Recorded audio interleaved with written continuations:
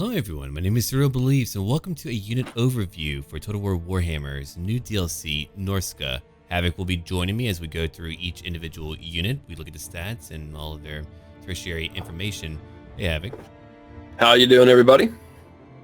All right, so Surreal and I have looked over all the units. We've kind of done some talking, and we've compiled our top 5 list of Norsca units in the new update. We're looking at only the new units, and going to take a look at their unit stats, kind of explain why we feel they're in the top 5, and give some scenarios in which you'd want to use them. Maybe you want to keep away from them, things of that nature.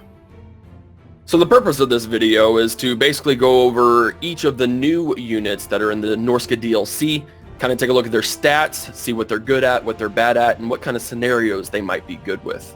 Right, and I know that we've had a little bit of an opportunity to look at the two factions here, which is Norsca and Wintertooth. What is your overall opinion, before we dive into all of the details and all the stats, what is your view of the faction thus far? Like, how do you feel like they really scale up in comparison to the other factions that have been presented in the game?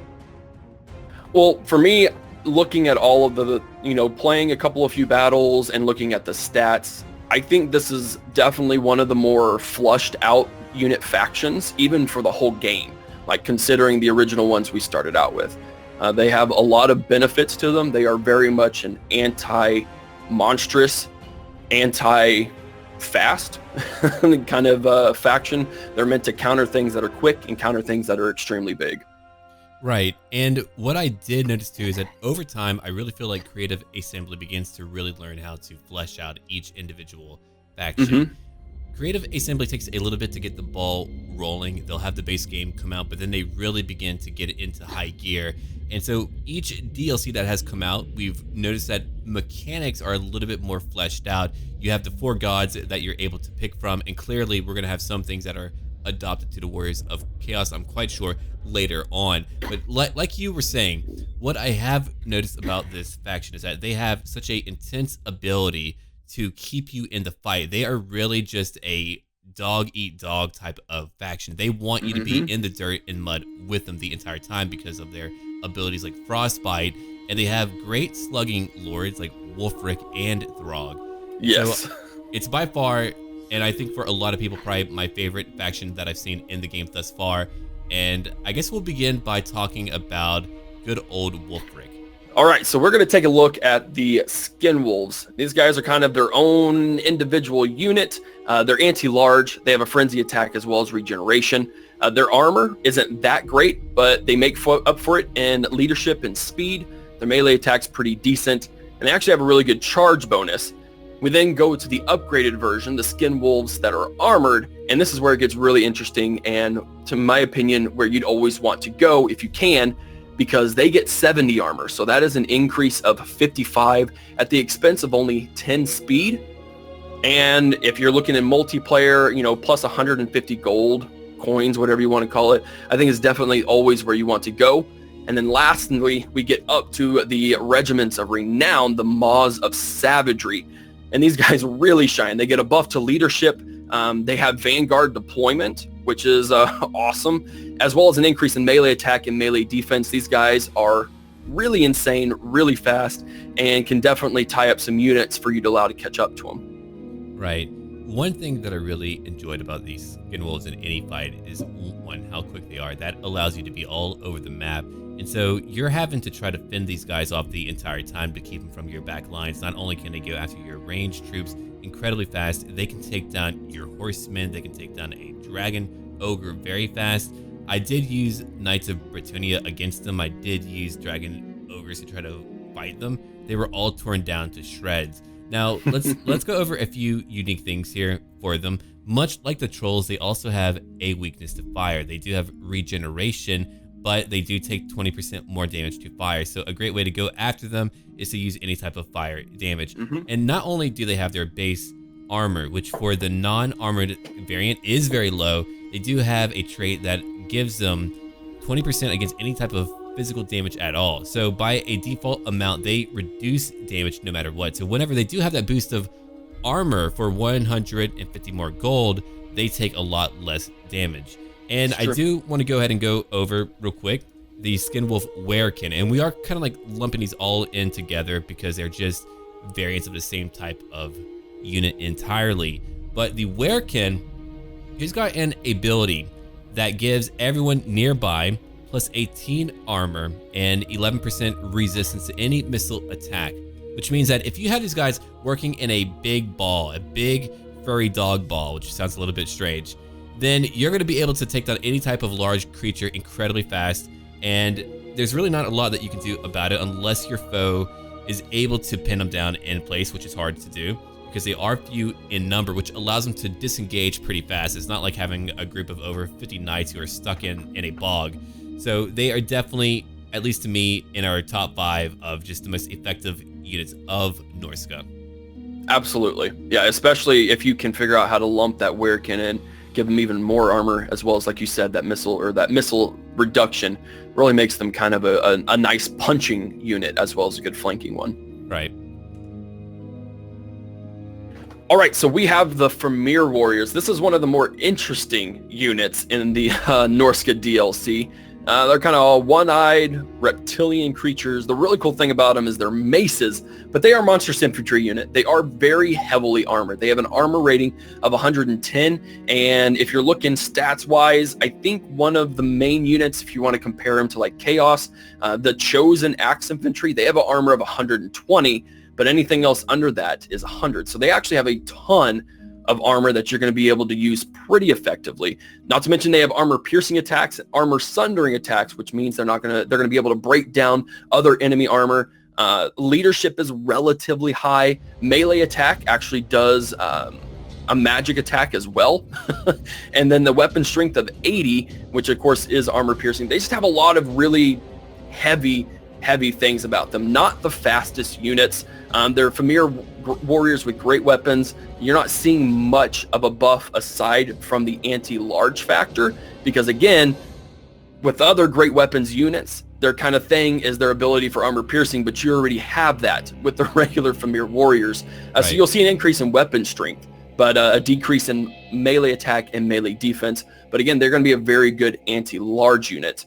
And then last, of course, the Regiments of Renown, the Miststalkers, they do see a pretty decent buff, as well as a couple of new kind of abilities. So an increase in leadership, increase in melee attack, and increase in melee defense. Overall, a very strong unit, not the fastest, but definitely a good hard-hitting, a good staying power unit. Right, and that is really the big theme of this faction, is to be fast, but at times you do need someone who's able to brawl. So a Fourmere Warrior, the base form of it is what you want to send in after any type of infantry group. They will mow them down incredibly fast. Do not think that just because they're the same type of creature that the great weapon will do the same thing. When you go against a group of soldiers on the field, they're not going to do as well. Their anti-large capabilities is where they need to be used at. So they're basically like the Dragon Ogre group with their great weapon variant of the Norscan faction. And so they're fairly cost effective because of how strong they are. They're big, but not too big where you have to worry about them just being shot down immediately, and the high armor does help out quite a bit. And they also have a cool little ability or passive trait called From the Mist, and it reduces any type of missile damage by 22%. So that means that if you need to get them into a flank, if you need to drive them in deep, you won't have to worry about them taking as much damage from ranged attacks. And unless they have armor piercing, they're going to do even less damage to a high armor unit by default, and that makes them just a very confident and powerful force to add to any type of army that you use for Norsca. Absolutely. Now we're going on to one of my favorite units for the entire Norscan faction. They're not special, they're not unique, and they're just not that pretty to look at, but they are damn good, and that would be the Marauder Hunter. Now, they have two variants here. We've got the ones with javelins, and you have the ones that have axes, and they go crazy in battle. But let's go over the ones with javelins to begin with. So first off, they have anti-large. The entire theme of the Norscan faction is to hunt down large creatures, and they personify that role completely.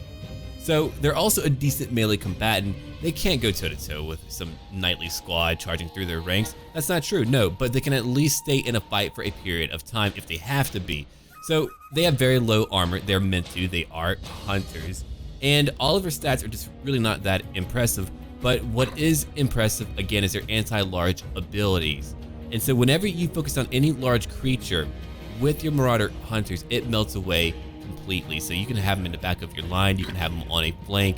They fire so quickly and they hit so hard that any large creature is going down quickly. So if you're fighting another Norscan faction and they bring in trolls or a frost worm, if you can protect them, they're going to be there melting down your foes. And I promise you, they are worthwhile to bring. They're only 400 gold, but what they can do in damage far exceeds their very cheap cost. And then over here, you have your Marauder Hunters that just have throwing axes. They have armor piercing, and they're decent melee combatants as well.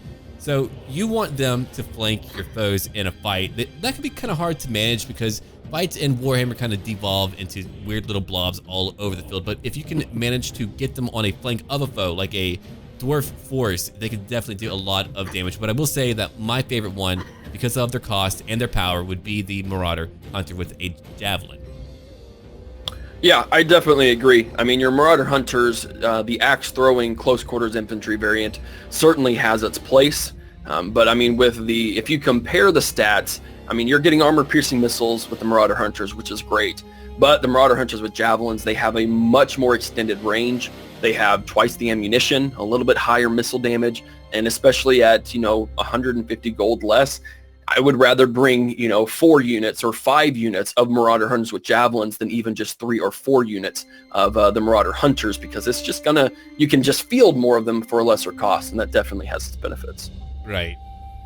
My favorite unit series are the Mammoths. And as CA has mentioned, as we've seen in the videos, the Mammoth is going to be the largest unit in the game, as well as having, when you get over to the higher tiers, the highest HP level of any unit in the game. We start out with Feral Mammoths. They're not going to be as good as your War Mammoths and their variants, obviously. They haven't been tamed yet. They haven't been under the will of the Norscans, but they still do a lot of damage. They're armor piercing, obviously anti-infantry, and they do cause a lot of terror. Not that much armor, but their weapon strength makes up for it. Their charge bonus is rather high, and they actually are decently fast with a speed of 56. They, of course, have that siege attacker ability, which makes sense, and they cause terror and fear like all the other monster units do. We get into like the War Mammoths, though. This is where they really start to shine. Even your base War Mammoth has a decent amount more health, significantly more armor, as well as a buff to leadership and melee attack. But the War Shrine is an interesting variant, and I'm excited to see how people use this in battle. For me, like Surreal and I were talking, for me, I would kind of keep the War Mammoth almost in the background until I know for sure that he wouldn't, kind of be routed or killed, because the War Shrine ability, it does give you a buff to units around it. For 40 meters, it gives a constant augment of 10 leadership, which is going to allow your units to stay, which means they can then be they can use that rage ability better. They also have an augment Giver of Glory, which causes fire damage or imbues fire damage, and then also has an unbreakable feature. So if there is a unit that you really need to hold a flank with, then you can use that Giver of Glory, help them stay there. But we get to the Soul Crusher. This guy is the beast of all beasts. He has again, almost 13,500 HP, 70 leadership, 70 armor. His speed is at the same actually as the Feral, and then you have an increase in melee attack and melee defense.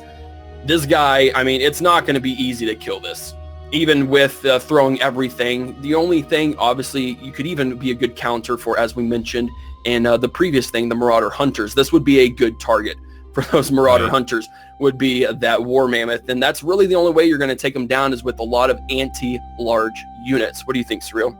Correct.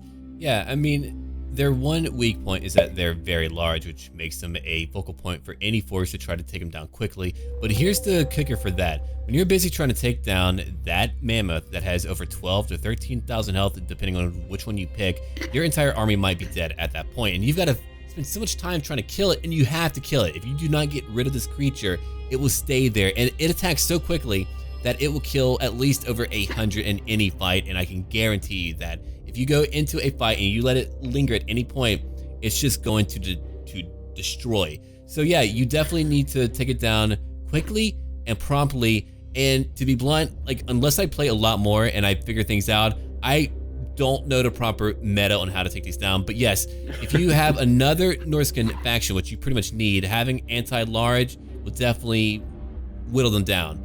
And so yeah, they are one of the coolest units added to the game for size, for animations, and just for how much work they put into the overall detail of that unit. Definitely. Okay, we're looking at number 4 now, and here's one that a few people might disagree with, but I was very impressed with the actual elite line infantry of the Norscan faction. When I fought other factions with them, they had a lot of staying power, they had a lot of prowess, and just being able to slug it out for a long period of time, and that would be the Marauder champions. They are relatively expensive, but because of the relative cheapness of all of your other units that you want to use, I mean, I'm not talking about all the giant monstrous creatures, you have a very solid backbone force here. So a Marauder champion has 80 armor, which is 20 less than what you would have for a warrior of chaos, but they are cheaper. But they also have rage. And if you look at rage, it will give you in stage 1, 8 leadership, stage 2, another plus 12 to, or plus 12% to physical resistance, and for stage 3, plus 8 to melee attack, while keeping all of the previous benefits for a period of time too. So they get better over time, which means that they're just going to be even tougher for that fight. They have 100 men total. Their leadership is actually very high at 75. They are slow because they are armored at 35 speed. Their melee attack is 36, and their melee defense is incredibly high at 49, which means that if they have any buff to that, they're just going to be there slugging it out the entire time. And then of course you have the great weapon variant as well, and that's just the same form but with armor piercing, and you're not going to want them to fight on your front lines directly. You want them to flank whenever they can. They can fight for a period of time, but because, well, actually they have just as much armor as a champion. The only difference is that they can't really have a chance to block any type of missile attack, and they do cost 100 more. I'm not sure how you feel about them. I know that like there are cooler units than the champion, but I find that they're just kind of a get it done type of unit that I like to incorporate in my army compositions. Right. Well, again, the advantage of the Marauder champion with great weapons is the armor piercing, but a minus 21% melee defense definitely takes a hurt. Like that's almost half of their total value, right? Compared to the regular Marauder champion. So, for instance, like I think it needs to be stated over and over again the benefits of rage. Like, yeah, stage 1 takes 45 seconds, stage 2 takes 90 seconds, but you get that buff to leadership, you know, depending on how quickly that leadership drops. You know, by stage 3, you're having plus 24 leadership, plus 24% physical resistance and 8 melee attacks. So if you have an armored, shielded axe infantry unit like the champions, if you're able to keep them in there, they will hold that core, and they will be, I mean, not unbreakable, but they will be pretty daggum close to it with their armor values and leadership being so high as it is. Right. And now we're going to get to probably everyone's favorite unit added to the Norscan faction. Alright, well that'll wrap it up, everyone. I do hope that you did enjoy the video, and if you did enjoy the video, we'll definitely produce more content of this type of vein.